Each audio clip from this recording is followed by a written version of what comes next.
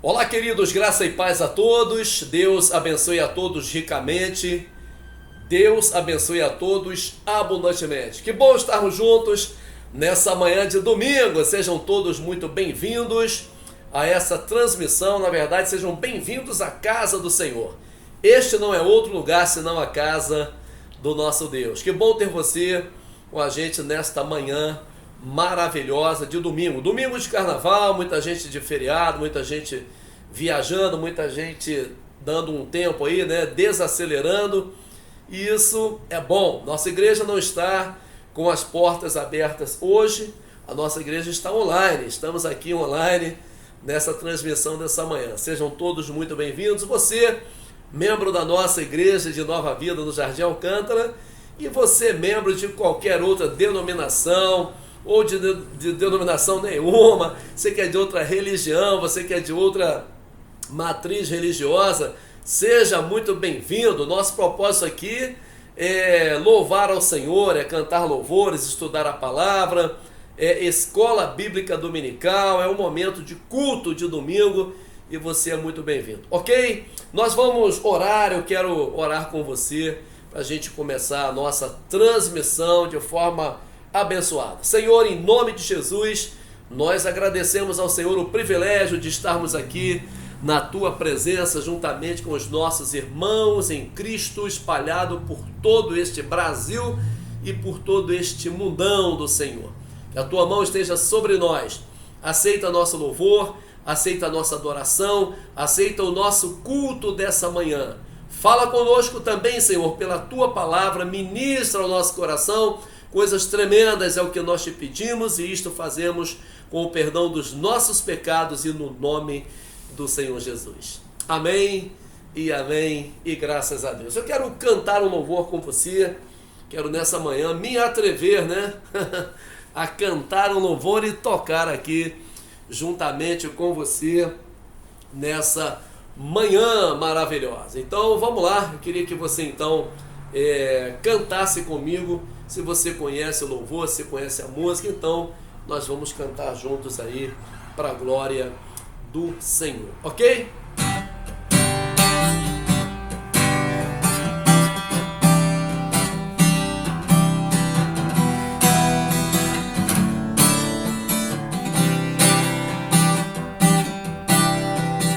Eu te busco, te procuro, ó Deus. No silêncio tu estás. Te busco, toda hora espero em ti, revela-te a mim, conhecer-te eu quero mais. Senhor, te quero ouvir tua voz, Senhor, te quero mais. Quero tocar-te, tua face eu quero ver, Senhor, te quero mais. Prosseguindo para o alvo eu vou, rumo a conquistar, lutando, nada pode me impedir, eu vou te seguir, conhecer-te eu quero mais. Senhor, te quero ouvir tua voz, Senhor, te quero mais. Quero tocar-te, tua face eu quero ver, Senhor, te quero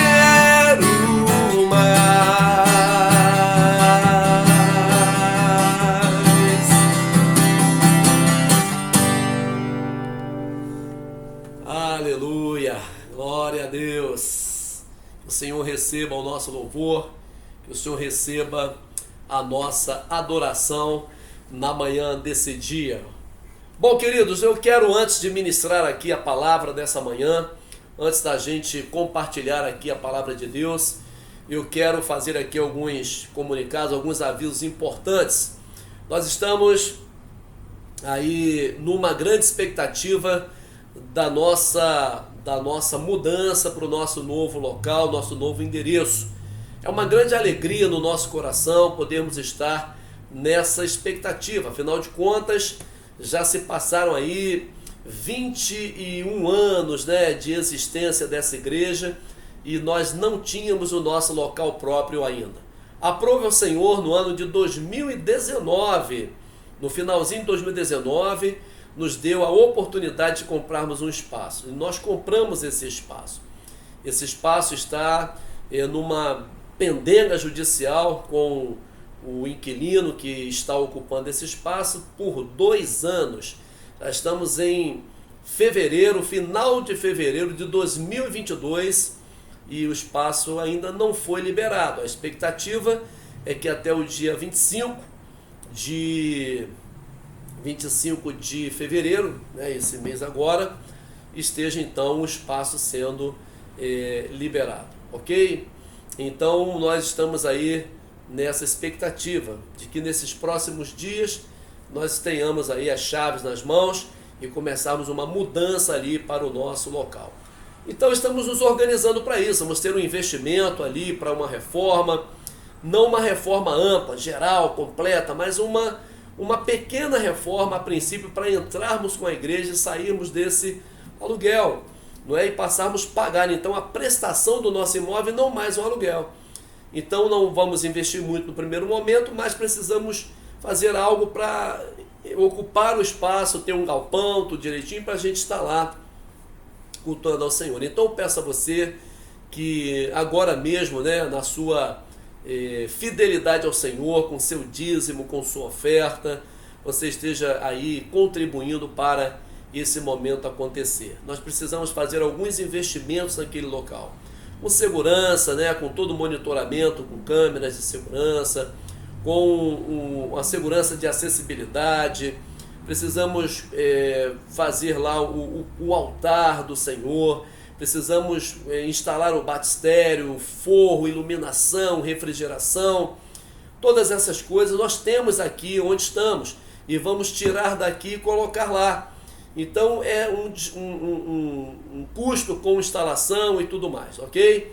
Então a gente precisa aí da sua fidelidade ao Senhor e também do seu trabalho braçal, do seu trabalho intelectual, da sua participação efetiva nesse momento de transição para o nosso novo lugar. Você pedreiro, marceneiro, eletricista, pintor, você arquiteto, engenheiro, decorador, nós precisamos de você para nos ajudar a fazer aquele lugar ficar maravilhoso para a gente chegar e entrar lá e ter um lugar confortável e bonito para louvar o Senhor no nosso local próprio. Deus então abençoe sua vida, que está contribuindo, está abençoando aí o trabalho do Senhor ali na nossa igreja, no nosso novo local. Tá bom, gente? Bom, eu também quero, dentro desse projeto aí, de mudança, a gente está se preparando para um novo tempo, então estou convocando aí um encontro com todos os líderes da nossa igreja, todos os líderes de ministérios, de células. Eu preciso falar com vocês e eu estou agendando aí os gabinetes para conversar com os nossos líderes, para planejarmos esse novo tempo na nossa igreja, ok? Alguns já me procuraram, já conversamos e tem bastantes líderes que ainda não agendaram o seu atendimento comigo. Então estou aguardando aí você, líder desse ministério, a me procurar para a gente estar agendando para conversar, ok? É isso aí. Nossos cultos, quinta-feira, 19h30, culto da vitória. Venha com seu coração cheio de fé para assim glorificarmos o nome do Senhor e alcançarmos a nossa vitória. Domingo, 9 da manhã, Escola Bíblica Dominical, e à noite, às 18 horas, o nosso culto de celebração. Você está convidado a participar de um desses cultos conosco. As nossas células funcionam também no meio de semana, estamos reorganizando aí as células, algumas células que estavam online voltam presencial a partir de março. outras que estavam aí online passam a ser, outras que estavam paradas vão voltar a funcionar, e a gente vai reorganizando aí as células para você ter o seu lugar de refúgio também. Além da quinta-feira, você também compartilhar a célula, que é uma grande bênção para a sua vida. Ok? Muito bem. Estamos também numa expectativa aí maravilhosa de adquirirmos um local especial para as nossas atividades. Diria um sítio, né? Um sítio ali na região de Itaipuaçu. Estamos conversando, analisando, avaliando e peço à igreja que ore por isso. Quero compartilhar isso mais uma vez com você, para você orar por isso, para a gente poder fazer ali o melhor para o nosso Deus naquele lugar também. Tá bom, gente? Esses são os nossos avisos desta manhã, que nós estamos aqui online. Creio que muitos avisos você vai acompanhar na tela aí, não é? Ou está acompanhando na tela. Fato é que a gente tinha essas informações para passar, tá bom? Nós vamos compartilhar a palavra do Senhor. A nossa proposta é estudarmos a palavra de Deus nesse trimestre. Estamos aí no trimestre de janeiro a março, janeiro, fevereiro e março, estudando a equipe de Jesus. Está aqui a nossa revista, uma revista muito bem elaborada, muito bem feita, né? Parabéns aí para a equipe que formulou, que montou, que fez a arte gráfica, não é? Tá saindo invertido aí porque a gente está com a câmera espelhada, né? Vai sair a equipe de Jesus, essa equipe maravilhosa que Jesus formou. Então você pode adquirir esse conteúdo na Amazon, ou o livro, a revista física a gente consegue no Conselho de Nova Vida, mas eu nem sei se tem mais esse número. A nova já está sendo lançada. Então, para esse trimestre, nós estamos aqui na lição 9, faltam aí mais 4 lições para a gente terminar, então a gente está na lição 9 hoje, e aí você pode já também procurar a sua nova revista, né, do próximo trimestre. E hoje, a minha proposta com você é nós estudarmos aí sobre Mateus, o apóstolo desapegado. No domingo passado, a nossa irmã missionária Suelen ministrou sobre Tomé, o apóstolo da dúvida e da coragem. Nós costumamos então estigmatizar, né, o Tomé como o cara da dúvida. Na verdade, ele foi da coragem também. E a importância da lição da escola bíblica é que você acaba aprendendo essas coisas, que Tomé não era só o homem da dúvida, ele foi o homem da coragem também, não é? E hoje nós vamos falar sobre Mateus, o apóstolo desapegado. E eu quero então ler com você Mateus capítulo 9, versos de 10 a 13. Pegue sua revista aí, pegue sua revista aí, se você a tem, ou abra sua Bíblia, não é? E nós vamos ler aqui Mateus 9, de 10 a 13, que diz assim: Quando Jesus saiu dali, viu um homem chamado Mateus sentado na coletoria e lhe disse: Siga-me. E ele se levantou e o seguiu. Estando Jesus à mesa na casa de Mateus, muitos publicanos e pecadores vieram e tomaram lugares com Jesus e os seus discípulos. Vendo isto, os fariseus perguntaram aos discípulos de Jesus: Por que o mestre de vocês come com publicanos e pecadores? Mas Jesus, ouvindo isso, disse: Os sãos não precisam de médico, e sim os doentes. Vão e aprendam o que significa: quero misericórdia e não sacrifício, pois não vim chamar justos, e sim pecadores. Então nós vamos pensar um pouco a respeito de Mateus. Quem foi Mateus? Mateus era o filho de Alfeu. Mateus, que era uma contração do nome Matatias, também era chamado de Levi. Provavelmente o nome da família, ligado à tribo da qual pertencia. Então, Levi Mateus, um publicano. E o que era um publicano, né, gente? Um publicano era um funcionário a serviço de Roma. Talvez assim, informalmente, né, ou quem sabe legalmente. Fato é que os publicanos cobravam impostos para Roma. Israel estava debaixo do jugo romano nesse tempo, e César, o imperador, precisava dos impostos dos israelitas. E os publicanos eram judeus ou israelitas a serviço de Roma, cobrando imposto para Roma. Um detalhe importante: por que os publicanos eram odiados, eram evitados, e estar à mesa com o publicano era uma coisa meio complicada, não é? Estar à mesa com o publicano era coisa meio complicada. E um publicano, para aquela época, estava como...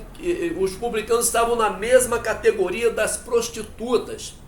Estava na mesma categoria das prostitutas. Então, um publicano era tão rejeitado quanto uma prostituta. Ele era tão estigmatizado na sociedade como uma prostituta. Era essa a realidade. Então, eles eram odiados. Por quê? Olha o que acontecia. Roma estipulava: eu quero X de imposto. Imposto de pedágio, imposto de produtos, imposto de propriedade, imposto de produção artesanal, imposto de produção da pesca. Tudo que se fazia tinha que se pagar um imposto para Roma. Então César queria a parte dele. Vamos supor, César dizia: da província X eu quero tanto, vamos dizer assim, eu quero 800 mil de imposto dessa província. O publicano ia fazer essa cobrança. Ele ia mandar para Roma 800 mil. O que sobrasse era dele. Então pensa que um publicano podia triplicar, quadruplicar o valor de um imposto. Por isso Israel estava na miséria que estava, debaixo desse jugo opressor romano. Eu ministrei no domingo próximo passado sobre essa questão que Jesus pregou assim: vinde a mim todos vós que estáis cansados e oprimidos, porque era essa a situação de Israel naquele tempo, uma opressão do jugo romano.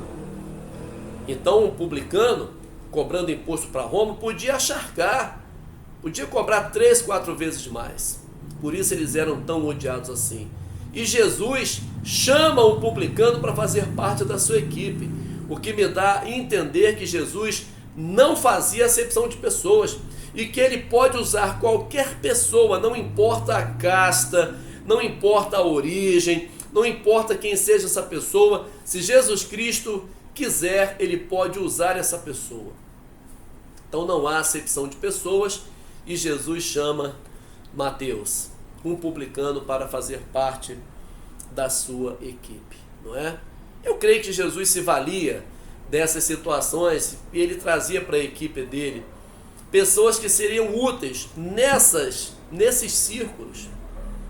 A gente vai ver aqui esse Mateus fazendo uma festa, fazendo um jantar na sua casa, né? Dando um banquete na sua casa, e convida Jesus. E convida também os publicanos, seus amigos. Olha que oportunidade maravilhosa. Jesus na casa de Mateus, falando aos publicanos, amigos dele. A gente vai falar um pouquinho sobre isso daqui a pouco. Mas olha só, vamos pensar que Mateus era um apóstolo desapegado. Por que esse apóstolo desapegado? O salário dele era bom. Quando Jesus o chama para ser um discípulo, ele largou mão do seu ofício. Provavelmente, se ele continuou fazendo esse trabalho de publicano ainda, de cobrador de imposto, certamente ele passou a fazer de forma honesta, porque ninguém caminhava com Jesus na desonestidade. Mas eu creio que ele não continuou, ele largou e foi. Então ele abriu mão de um bom salário, abriu mão de um bom emprego pela incerteza da caminhada com Jesus. Imagina que caminhar com Jesus já não era algo tão maravilhoso assim, né? Um homem perseguido, um homem mal falado, um homem chamado de aproveitador, um homem chamado de falso profeta, um homem que estava com sua cabeça a prêmio. Andar com Jesus era estar com a sua cabeça também a prêmio. E Mateus larga tudo ali na coletoria e segue a Jesus. Olha que exercício maravilhoso esse homem fez. Fruto da voz maravilhosa de Jesus entrando nos seus ouvidos e achando guarida no seu coração. A voz de Jesus é maravilhosa e quando ela entra nos nossos ouvidos e se assenta no nosso coração, ela tem o poder de transformar a nossa vida e os nossos valores. Os valores de Mateus materiais foram suprimidos pelos valores espirituais. Quando Jesus fala aos ouvidos de Mateus, no exato momento em que ele ouve a voz maravilhosa de Jesus, ele larga tudo e segue a Jesus. Quantos ouvidos tiveram o privilégio de ouvirem a voz de Jesus e terem suas vidas mudadas pela voz de Jesus? A mulher adúltera, levada ao julgamento, né, pelo julgamento dos judeus, a presença de Jesus, ouve a doce voz dele depois de todos saírem e ficar só os dois. Jesus pergunta para ela assim: cadê os teus acusadores? Ela disse: eles foram embora. O Senhor diz: eles não te condenaram? Ela disse: não, Senhor. Aí Jesus fala para ela assim: nem eu. Vai e não peques mais. A doce voz de Jesus nos ouvidos do ladrão lá na cruz: hoje mesmo estarás comigo no paraíso. A maravilhosa voz de Jesus nos ouvidos do paralítico que foi descido pela cama lá pelo telhado: toma a tua cama e anda. A voz de Jesus sendo uma voz que muda a realidade. Talvez você precise nesta manhã ouvir a voz de Jesus, e não somente nos ouvidos, mas deixá-la entrar no seu coração. Ele vai te convencer a ser o que você pensava que nunca poderia ser. Quem sabe um instrumento, uma ferramenta nas mãos dele. Quem sabe você diga: não, a minha vida já está definida, eu sei o que sou, o que quero e para onde vou. E talvez nunca seja ser um crente, um cristão, evangélico, ou nunca ser um pregador da palavra, nunca ser um missionário, nunca ser um homem que vai pagar esse preço. Pois se a voz de Jesus entrar nos seus ouvidos nessa manhã, nessa direção, é exatamente isso que vai acontecer. Foi assim com Mateus. Mateus largou a coletoria e seguiu a Jesus a fim de cumprir o seu chamado. Mateus, esse homem desapegado. E ele permaneceu com Jesus. Significa que ele abriu mão de um dos empregos mais rentáveis e estáveis do Império Romano para acompanhar os passos de Jesus, mantendo-se naquele grupo até depois da ascensão, estando no cenáculo com os outros discípulos de Cristo, quando estava lá no cenáculo orando, esperando, né, ali o momento maravilhoso, a descida do Espírito Santo, estava ali Mateus ainda naqueles tempos. Mateus, um evangelista sagaz, não é? Aproveitando as oportunidades para evangelizar. Em Lucas capítulo 5, versos 29 a 32, diz assim: então Levi lhe ofereceu um grande banquete em sua casa, e era grande o número de publicanos e outras pessoas que estavam com eles à mesa. Os fariseus e os seus escribas murmuravam contra os discípulos de Jesus, perguntando: por que vocês comem e bebem com os publicanos e pecadores? Jesus tomou a palavra e disse: os sãos não precisam de médico, e sim os doentes. Não vim chamar justos e sim pecadores ao arrependimento. Esse é o mesmo texto que lemos de Mateus 9, 10 a 13. Aqui o relato de Lucas dá um pouco mais de ênfase, né? Estavam ali muitos, um grande número de publicanos. Isso me chama a atenção para eu fazer um alerta para você. Quem sabe você está perdendo uma grande oportunidade de pregar o Evangelho para o seu grupo de convivência. Vamos lá. Você é um estudante e você tem amigos na sua escola. Você é universitário, você tem amigos na sua universidade. Você é um profissional e no seu trabalho você tem amigos. Você tem amigos no seu condomínio, você tem amigos no seu ciclo social. Quantas vezes você já convidou pelo menos um desses seus amigos para estar com você no encontro evangélico, no encontro onde a palavra de Deus será ministrada? Quantas vezes você já convidou um colega seu de escola para uma atividade de jovens na sua igreja, para uma atividade de adolescentes na sua igreja, para uma atividade de família, de casais, para um retiro, para um seminário, para um congresso, para um culto mesmo, para uma célula? Talvez você esteja perdendo uma grande oportunidade de evangelizar. Mateus aproveitou essa oportunidade. Ele convidou os publicanos para o seu jantar, para o seu banquete. E ali estava Jesus no seu banquete. É claro que Jesus não perderia essa oportunidade. E assim que os discípulos, assim que os publicanos, os fariseus perguntam, né, aos discípulos de Jesus, aqui no verso de número 29, número 30, os fariseus e seus escribas murmuravam contra os discípulos de Jesus, perguntando: por que vocês comem e bebem com os publicanos? Foi a deixa que Jesus precisava para entrar no circuito e dizer: eu não vim para quem está são, eu vim para os doentes. E lá no texto de Mateus, ele fala assim: vocês vão e aprendam o que significa eu quero misericórdia e não sacrifício. Então Jesus aproveita a oportunidade. Queridão, sinceramente, se nós fizéssemos esse exercício, nós teríamos ganho muito mais almas nesse ano do que ganhamos. Quantas almas você conseguiu ganhar para Jesus nesse ano, fazendo uso do seu ciclo de amizades? Ou será que você tem vergonha, ou é vergonhoso você chamar um de seus amigos para estar na igreja, para estar caminhando com o Senhor? Eu me lembro de um tempo, e com muita tristeza e vergonha eu falo disso, mas não deixo de falar porque eu preciso testemunhar disso. Era quando eu era da igreja, eu era um evangélico, e eu não dava testemunho do poder de Deus na minha vida. E eu tinha amigos, eu sempre gostei de tocar violão, e eu me juntava com meus amigos para tocar violão, e tocava MPB, tocava músicas mundanas. Eu dificilmente tocava uma música evangélica, eu tocava uma música mundana. E os meus amigos gostavam e falavam assim: Gerê é um cara legal, porque Gerê não fica enchendo a nossa paciência com esse negócio de igreja. Olha só, isso era uma vergonha para mim, não era para eu ser exaltado por isso, era para eu ser questionado. E teria sido muito mais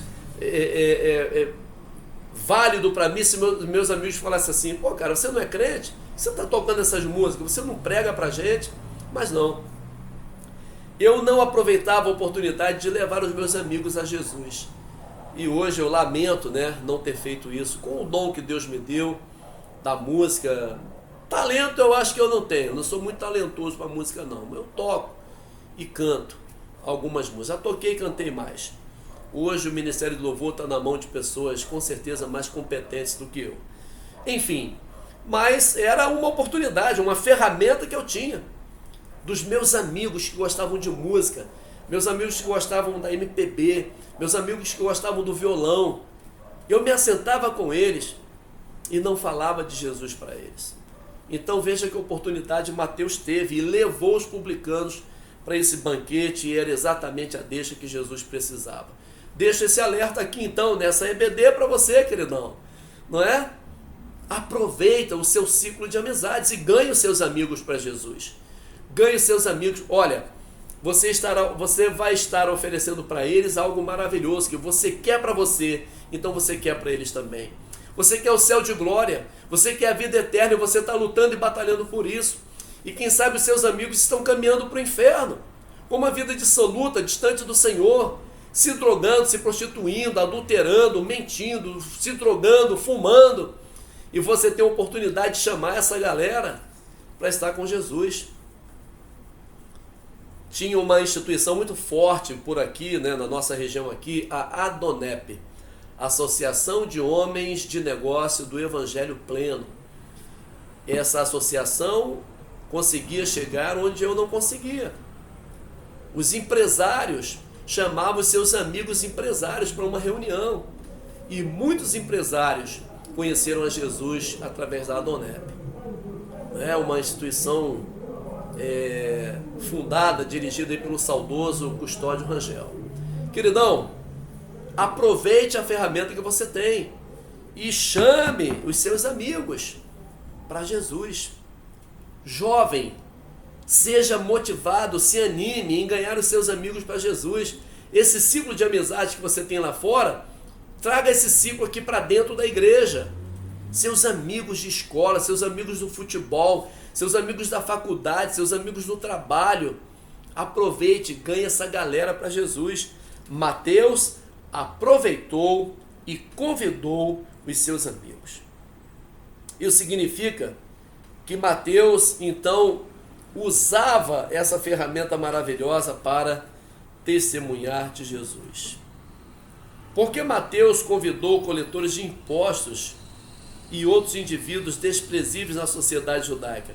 Porque eram o único tipo de gente que ele conhecia, porque convivia com eles. Os outros não queriam o convívio de Mateus.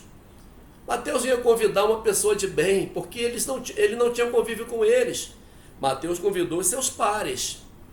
Então, queridão, é uma grande oportunidade você então convidar essas pessoas do seu ciclo para estar com você. Não que você só viva com essas pessoas, mas são pessoas com quem você tem proximidade. Você pode convidá-los para ouvir falar de Jesus. Ok? Mateus também era um grande conhecedor das Escrituras. O nosso tópico 4 aqui da revista fala: um apóstolo conhecedor das Escrituras e que aguardava o Messias e a implantação do reino de Deus.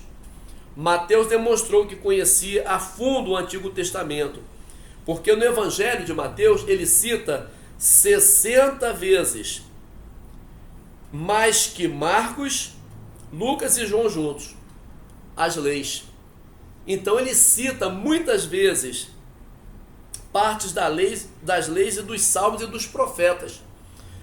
Somando Marcos, Lucas e João, que são os outros 3 evangelhos, só Mateus cita mais vezes que eles juntos as leis, os salmos e os profetas. Então isso nos dá a entender que Mateus era um profundo conhecedor das leis do Antigo Testamento.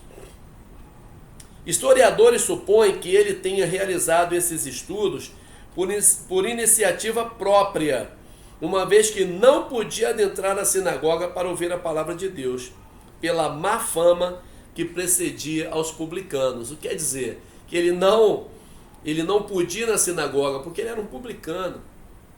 Então ele deve ter feito esses estudos de forma autodidata e aprendeu muito sobre as leis e os profetas.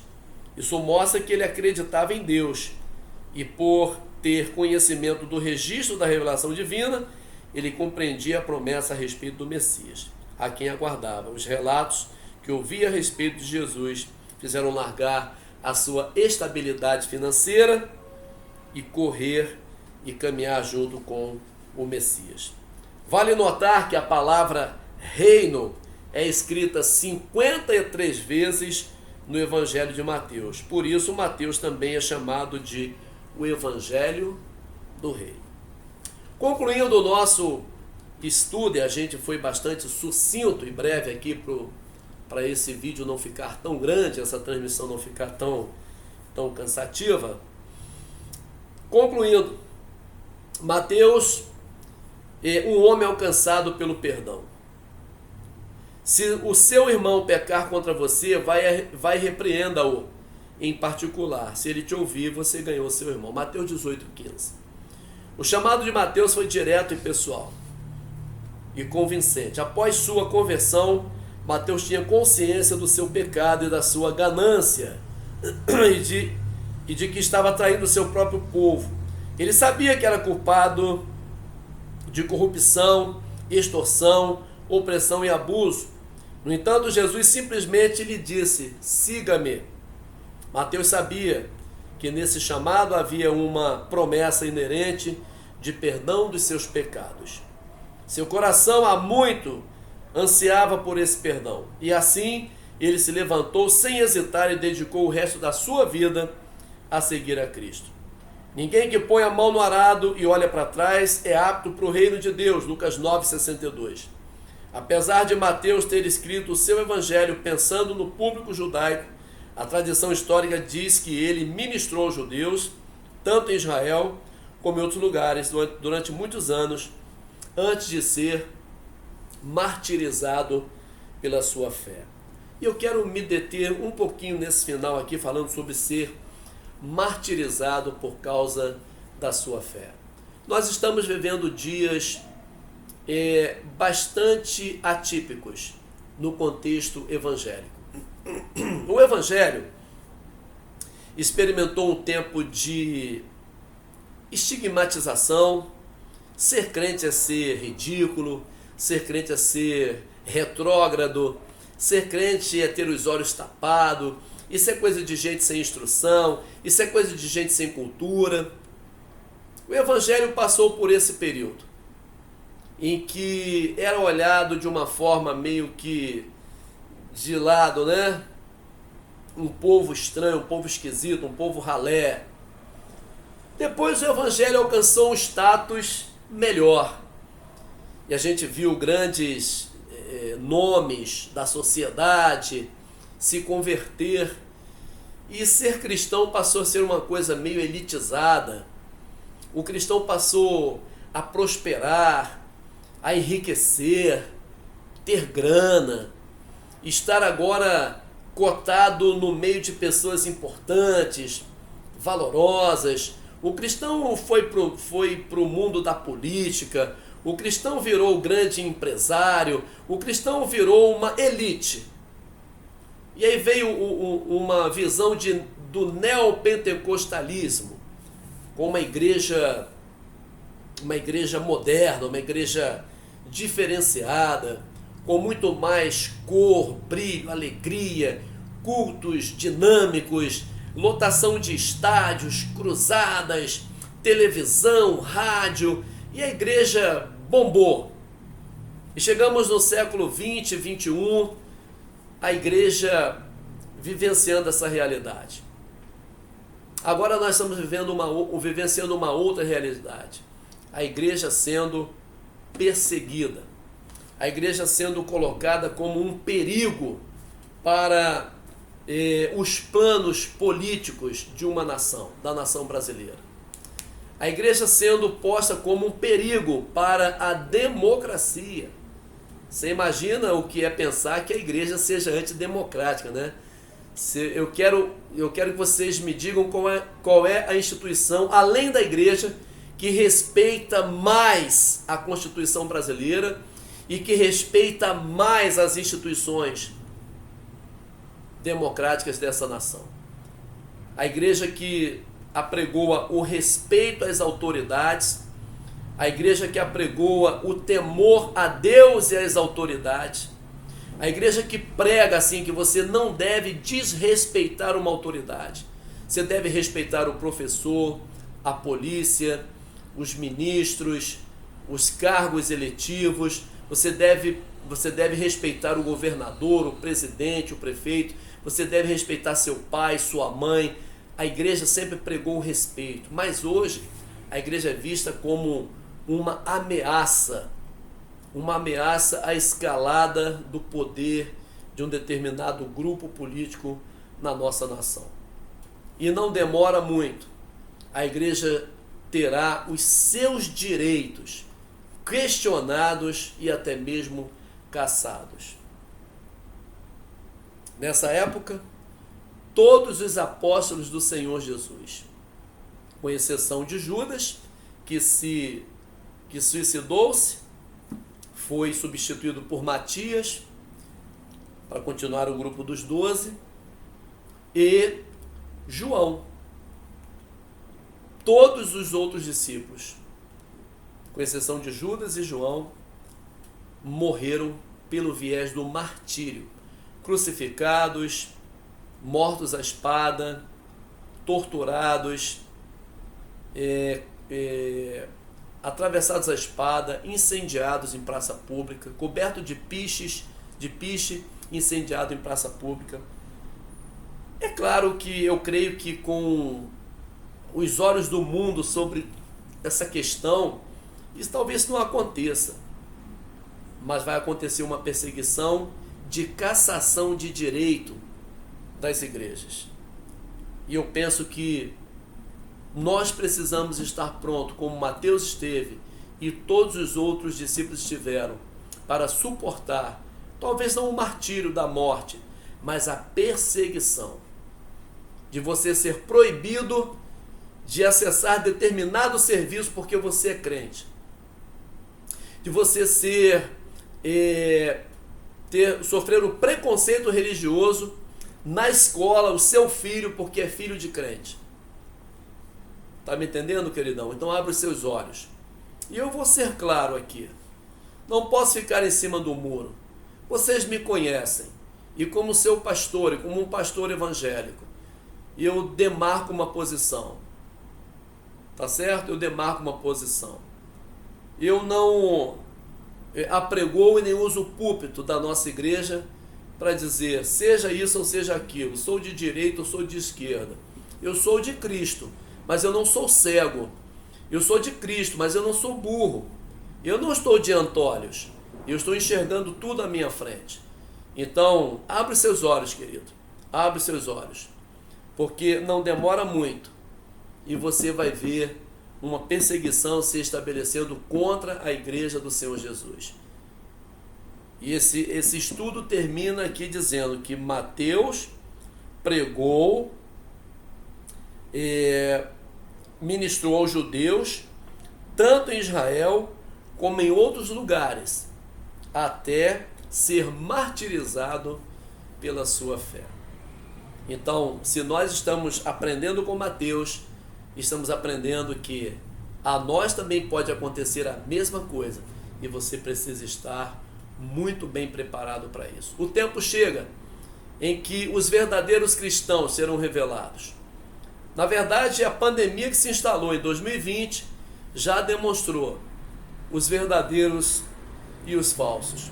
Já demonstrou quem verdadeiramente estava amando a Cristo de verdade e aqueles que só estavam seguindo um som, um ruído de alguma coisa.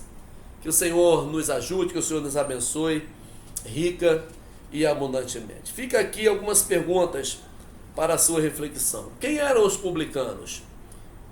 Você ouviu quem eles eram. Cobradores de impostos a serviço de Roma que extorquiam os seus irmãos israelitas.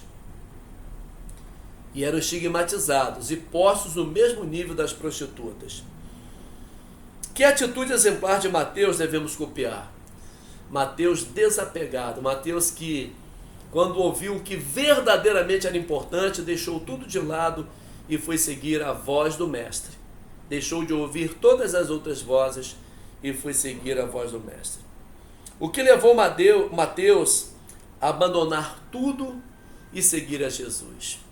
Eu tenho certeza que o que fez isso acontecer na vida de Mateus foi ouvir a voz de Cristo com um coração pronto para guardar, e não somente escutar, ouvir, mas guardar no coração.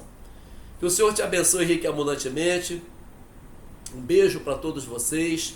Estaremos de volta na próxima quinta-feira na nossa transmissão ao vivo, no nosso culto da noite, no culto da vitória.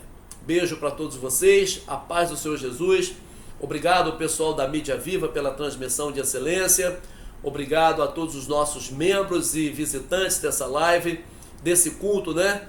Deus abençoe a todos, rica e abundantemente, que o Espírito Santo de Deus possa falar melhor em cada coração. Beijo para vocês, fiquem na paz.